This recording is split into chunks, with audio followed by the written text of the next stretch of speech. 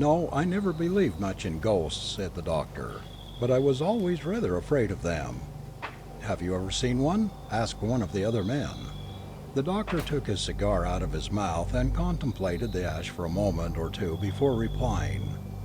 I have had some rather startling experiences, he said, after a pause, during which the rest of us exchanged glances. For the doctor has seen many things and is not averse to talking about them in congenial company. Would you care to hear about one of them? It gives me the cold shivers now to speak of it. We nodded, and the doctor, taking a sip as an antidote to the shivers, began. You remember George Carson, who played for the varsity some years ago? Big chap, with a light mustache? Well, I saw a good deal of him before he married, while he was reading for the bar in town. It was just after he became engaged to Miss Stoner, who is now Mrs. Carson, that he asked me to go down to a place which his people had taken in the country. Miss Stoner was to be there, and he wanted me to meet her.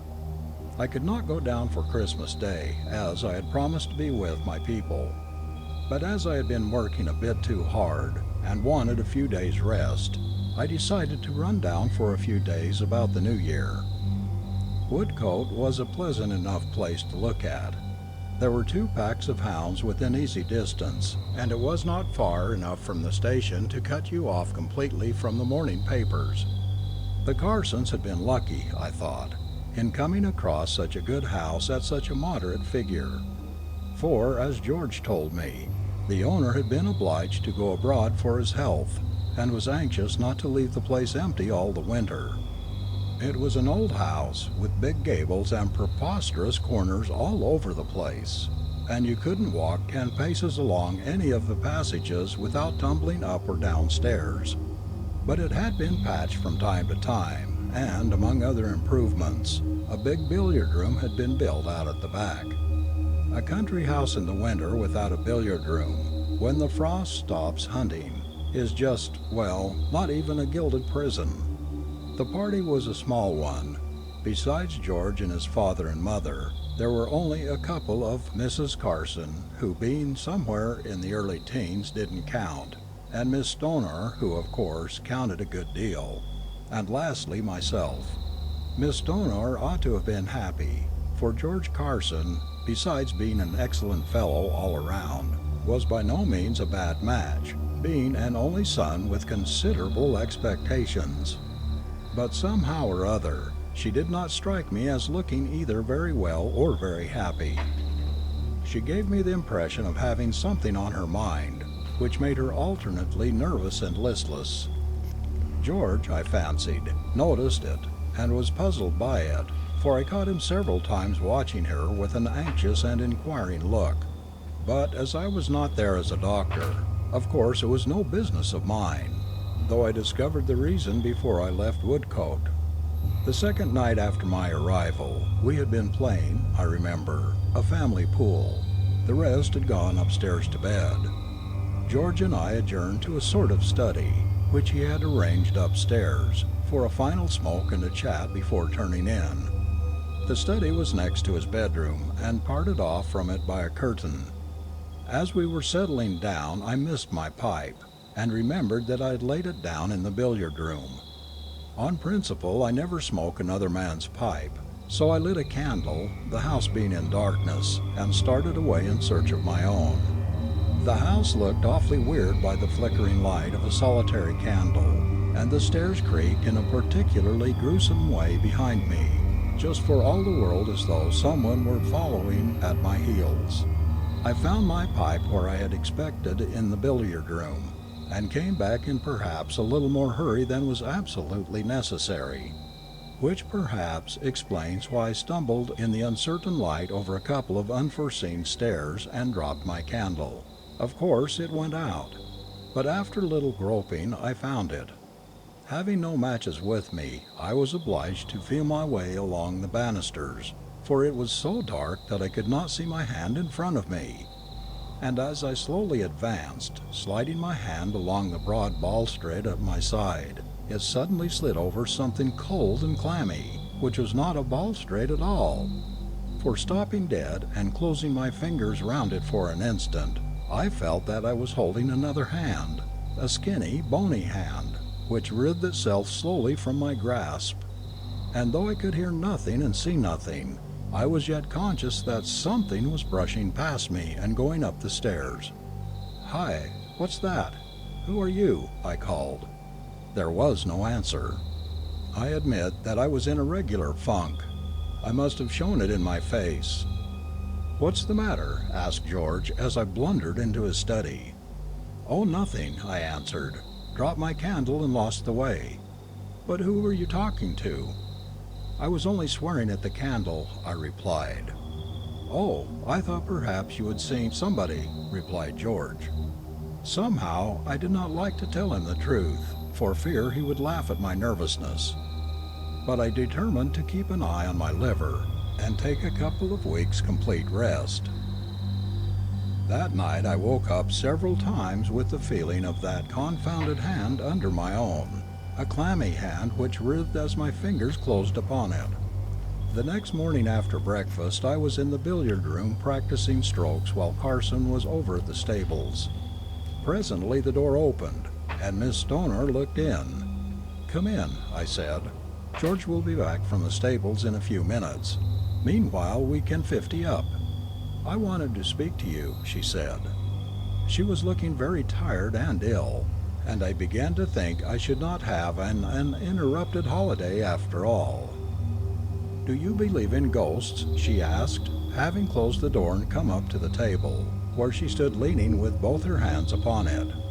"No," I replied, missing an easy caroom as I remembered my experience of last night, "but I believe in fancy."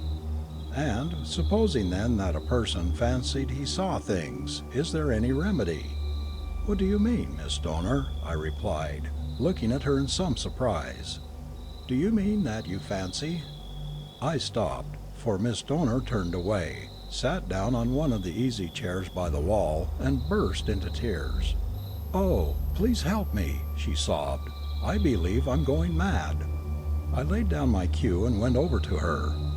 "Look here, Miss Stoner," I said, taking her hand, which was hot and feverish. "I am a doctor and a friend of George. Now tell me all about it, and I'll do my best to set it right." She was in a more or less hysterical condition, and her words were freely punctuated by sobs. But gradually I managed to elicit from her that nearly every night since she came to Woodcote she had been awakened in some mysterious way, and had seen a horrible face looking at her from over the top of a screen which stood by the door of her bedroom. As soon as she moved, the face disappeared, which convinced her that the apparition existed only in her imagination. That seemed to distress her even more than if she had believed it to be a genuine ghost, for she thought her brain was giving way. I told her that she was only suffering from a very common symptom of nervous disorder, as indeed it was, and promised to send a groom into the village to get a prescription made up for her. And, having made me promise to breathe no word to anyone on the subject, more especially to George, she went away relieved. Nevertheless, I was not quite certain that I had made a correct diagnosis of the case. You see, I had been rather upset myself not many hours before. George was longer than I expected at the stable, and I was just going to find him when at the door I met Mrs. Carson. "Can you spare me a moment?" she said, as I held open the door for her. "I wanted to find you alone." "Certainly, Mrs. Carson, with pleasure. An hour, if you wish," I replied. "It is so convenient, you know, to have a doctor in the house," she said, with a nervous laugh. "Now I want you to prescribe me a sleeping draught. My nerves are rather out of order, and I don't sleep as I should." "Ah," I said, "do you see faces and such like things when you wake?" "How do you know?" she asked quickly. "Oh, I inferred from the other symptoms. We doctors have to observe all kinds of little things." "Well, of course, I know it's only a fancy, but it is just as bad as if it were real. I assure you it is making me quite ill, and I didn't like to mention it to Mr. Carson or to George. They would think I was losing my head." I gave Mrs. Carson the same prescription as I had written for Miss Stoner, though by that time the conviction had grown upon me that there was something wrong which could not be cured by medicine. However, I decided to say nothing to George about the matter at present, for I could hardly utilize the confidence which had been placed in me by Miss Stoner and Mrs. Carson, and my own experience of the night before would scarcely have appeared convincing to him. But I determined that on the next day, which was Sunday, I would invent an excuse for staying at home from church and make some explorations in the house. There was obviously some mystery at work which wanted clearing up. We all sat up rather late that night. There seemed to be a general disinclination to go to bed. We stayed all together in the billiard room until nearly midnight, and then loitered about in the hall, talking in an aimless sort of fashion. But at last Mrs. Carson said good night, with a confidential nod to me, and Miss Stoner murmured, "So many thanks, I've got it," and they both went upstairs. George and I parted in the corridor above. Our rooms were opposite each other. I did not begin undressing at once, but sat down and tried to piece together some theory to account for the uncanniness of things. But the more I thought, the more perplexing it became. There was no doubt whatever that I had put my hand on something extremely alive and extremely unpleasant the night before. The bare recollection of it made me shudder. What living thing could possibly be creeping about the house in the dark? It was a man's hand, of that I was certain from the size of it. George Carson was out of the question, for he was in his room all the time. Nor was it likely that Mr. Carson Sr. would steal about his own house in his socks and refuse to answer when spoken to. The only other man in the house was an eminently respectable-looking butler, and his hand, as I had noted particularly when he poured out my wine at dinner, was plump and soft, whereas the mysterious hand on the balustrade was thin and bony. And then, what was the real explanation of the face which had appeared to the two ladies? Indigestion might have explained either singly. Extraordinary coincidences do sometimes occur, but it seemed too extraordinary that a couple of ladies, one old and one young, should suffer from the same indigestion in the same house, at the same time, and with the same symptoms. On the whole, I did not feel at all comfortable, and looked carefully in all the cupboards and recesses, as well as under the bed, before starting to undress. Then I went to the door, intending to lock it. Just as my hand was upon the key, I heard a soft step in the corridor outside, accompanied by a sound which was something between a sigh and a groan. Very faint, but quite unmistakable, and under the circumstances, discomposing. It might, of course, be George. Anyhow, I decided to look and see. I turned the handle gently and opened the door. There was nothing to be seen in the corridor, but on the opposite side I could see a door open and George's head peeping round the corner. "Hello," he said. "Hello," I replied. "Was that you walking up the passage?" he asked. "No," I answered. "I thought it might be you." "Then who the devil was it?" he said. "I'll swear I heard someone." There was silence for a few moments. I was wondering whether I had still better tell him of the fright I had already had, when he spoke again. "I say, just come in here for a bit, old fellow. I want to speak to you." I stepped across the passage, and we went together into the little study which adjoined his bedroom. "Look here," he said, poking up the fire, which was burning low. "Doesn't it strike you that there is something very odd about this house?" "You mean—" "Well, I wouldn't say anything about it to the master or Miss Stoner for fear of frightening them. All the same, scarcely a night passes but I hear curious footsteps on the stairs. You've heard them yourself, haven't you?" "Now you mention it," I said, "I confess I have. And, what is more," he continued, "I was sitting here 2 nights ago half asleep, and it seems ridiculous, I know, but it's a fact. I suddenly saw a horrible face glaring at me from between those curtains behind you." It was gone in a moment, but I saw it as plainly as I see you. I moved my seat uneasily. "Did you look in your bedroom or in the passage?" I asked. "Yes, at once," he replied. There was nothing to be seen. But twice again that night I heard footsteps passing. Good God! He started up in his chair, staring straight over my shoulder. I turned quickly and saw the curtains which parted off the bedroom swing together. "What is it?" I asked breathlessly. I saw it again, the same face, between the curtains. I tore the curtains aside and rushed into the next room. It was empty. The lamp was burning upon a side table, and the door was open, just as George had left it. In the passage outside, all was quiet. I came back into the study and found George running his fingers through his hair in perplexity. "There is clearly one person too many in the house," I said.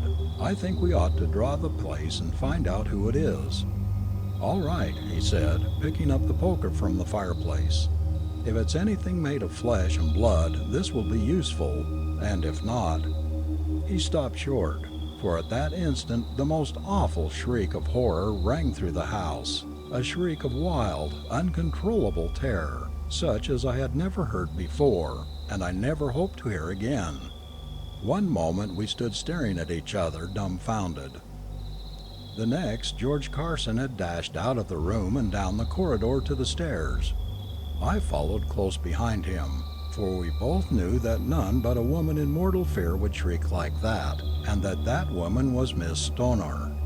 Down the stairs we tumbled pell-mell in the darkness, but before I reached the landing below, where Miss Stoner's room was, I felt, as I had felt that evening before, something brush swiftly past me. As I ran, I turned and caught at it in the dark, but my hand gripped only empty air. I was just about to turn back and follow it, when a cry from George arrested me, and, looking down, I saw him standing over the prostrate form of Miss Stoner. The door of her room was open, and by the moonlight which streamed into the room, I could see her lying in her white nightdress across the threshold. What followed in the next few minutes I can scarcely recall with accuracy. The whole house was aroused by the poor girl's awful shriek. She was quite unconscious when we came upon her, but she revived more or less as soon as Mrs. Carson and one of the terrified servants had lifted her into bed again. Nothing intelligible could be gathered from her, however, as to the cause of her fright. She only repeated hysterically again and again, "Oh, the face, the face!" When I saw I could do her no further good for the present, I took George by the arm and led him out of the room. "Look here, George," I said, "we must find out the reason of this at once. I am certain I felt something go by me as I came downstairs. Now does that staircase lead anywhere but to our rooms?" George considered for a moment. "Yes," he replied, "there is a door at the end of the passage which leads up into a sort of lumber room." "Then we'll explore it," I said. "For my part, I can't go to sleep until I've got to the bottom of this. Get the man to bring a lantern along." The butler looked as though he didn't half like the enterprise, and to tell the truth, no more did I. It was the uncanniest job I ever undertook. However, we started, the three of us.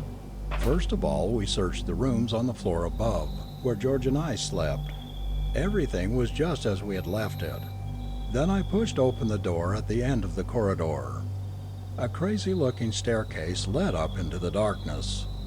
We went cautiously up, I first with a candle, then George, and last of all the butler with a lantern. At the top we stepped into a big, rather low room, with beams across the ceiling, and a rough, uneven floor. Our lights threw strange shadows into the corners, and more than once I stared at what looked like a crouching human figure. We searched every corner. There was nothing to be seen but a few old boxes, a roll or two of matting, and some broken chairs. But in the far corner George pointed out to me a rickety ladder which ended in a closed trap door. Just then I distinctly heard the curious half-groaning, half-sighing sound which had already puzzled me in the corridor below. We stood still and looked at one another. We all heard the sound. "Whatever it is, it's up there," I said. "The question is, who's going up?" George put his candle down upon the floor and stepped upon the ladder. It cracked beneath his weight. He stopped. "Come down. It won't bear you," I said. "I shall have to go." I don't know that I was ever in such a queer funk as I was while I slowly mounted that ladder and pushed open the trap door. I had formed no clear idea of what I expected to find there. Certainly I was not prepared for what happened, for no sooner was the trap door fully open than there literally fell, upon me from the darkness above, a thing in human shape, which kicked and spat and tore at me as I stood clinging to the ladder. It lasted but a moment or so, but in that moment I lived a lifetime of terror. The ladder swayed and cracked beneath me, and I fell to the floor with the thing gripping my throat like a vice. The next instant George had stunned it with a blow from the poker and dragged it off me. It lay upon its back on the floor, a ragged, hideous, loathsome shape. And the mystery was solved. "But you haven't told us what it really was," said one of the listeners. The doctor smiled. "It was the owner of the house," he replied. He had not gone abroad. He had gone to a private lunatic asylum with homicidal mania upon him. About a fortnight before this he had managed to escape, and having made his way to his former home, had concealed himself with a cunning often shown by lunatics in the loft. I suppose he had found enough to eat in his nightly rambles about the house. The only wonder is he didn't kill someone before he was caught.